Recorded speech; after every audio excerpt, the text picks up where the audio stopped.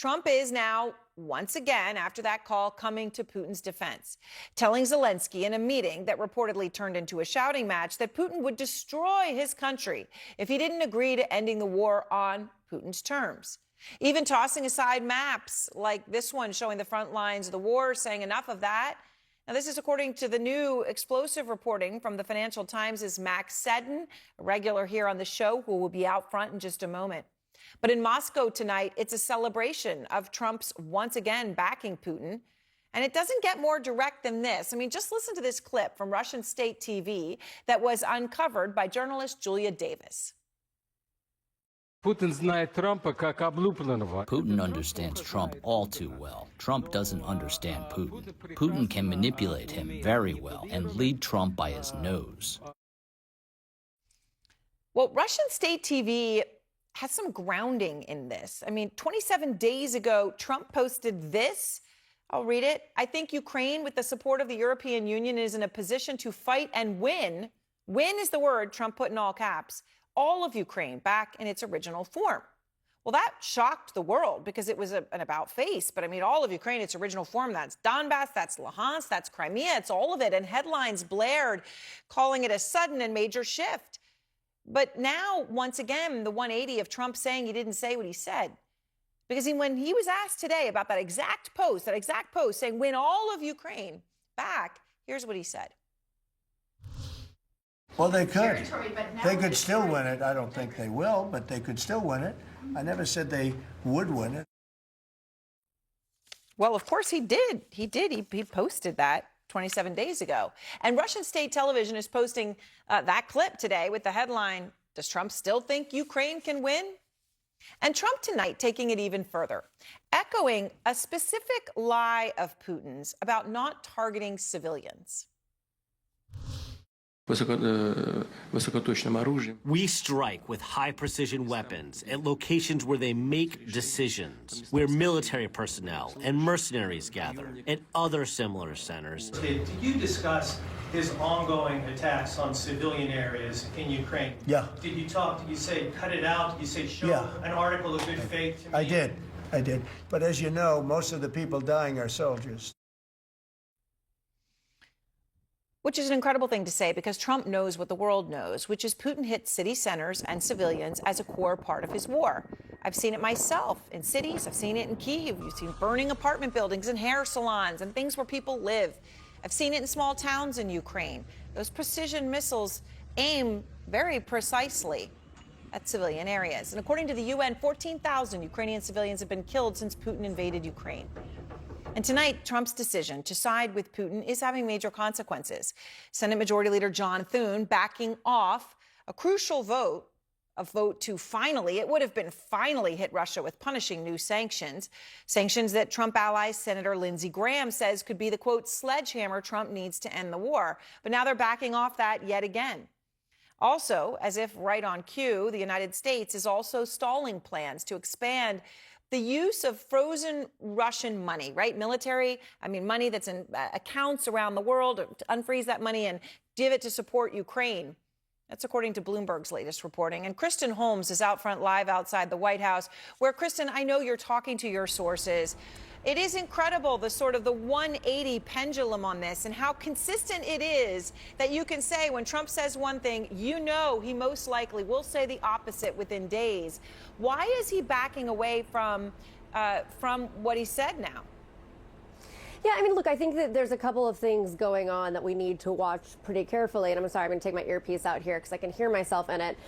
We know that President Trump, when he believes that there is a deal on the precipice, that he ends up backing away from any kind of punishment for Russia or for Putin. We've seen this time and time again. The fact that he'll say there's sanctions, he'll say he's frustrated, then he has a conversation with Putin, and the next thing you know, they're putting everything on the table, they're tabling everything, essentially to try and get a deal. But of course, the question remains, when does that stop? Because at this point, again, and I know we talked about this on Friday, we're talking about it again now, it is unclear what they believe they can get out of a second one-on-one meeting with just Putin and Trump when they already had one in Alaska and really nothing came out of it. Now, I will note that they do seem to be doing some preparation for this meeting in a way that we didn't see them doing for Alaska. We know that the Secretary of State has talked on the phone with his counterpart, Sergei Lavrov, trying to kind of lay the groundwork as they move forward. They didn't do any of that when it came to Alaska,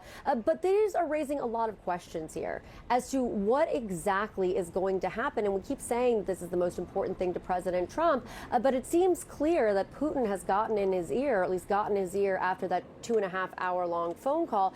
And I will note, it's not just about land concessions. It's not just about Ukraine and what they're doing. It's also about this idea of tomahawks. We know that Putin essentially convinced President Trump not to give over the tomahawks to Zelensky. So this has been going on for quite some time. There's a lot of people raising questions as to when is enough enough.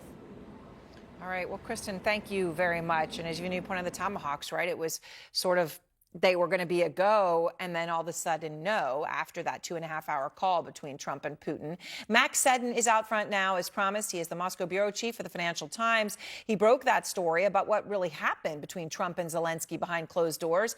And also with us, Seth Jones, deep experience in the intelligence and military community. And I know, Seth, you spoke with Zelensky right after his meeting with Trump. So both of you can give us this crucial insight of what happened in that room, which matters to the world. Max, you broke the story about the tension and the frustration in that room. How bad did it get between Trump and Zelensky in the meeting? Well, it wasn't as bad as the meeting that we all saw in the Oval Office in February, but it was pretty dramatic. Trump was, according to our sources, he was swearing a lot. At one point, he cast aside some maps of the battlefield in Ukraine, so he was sick of looking at these maps, and really he did a lot to just repeat a lot of Russian talking points and put pressure on Ukraine to essentially accept Putin's conditions. And this would have been really shocking for Ukraine because they had done a lot of work over the last few weeks and months to try to get Trump to a position where the U.S. would pivot to doing more to support Ukraine.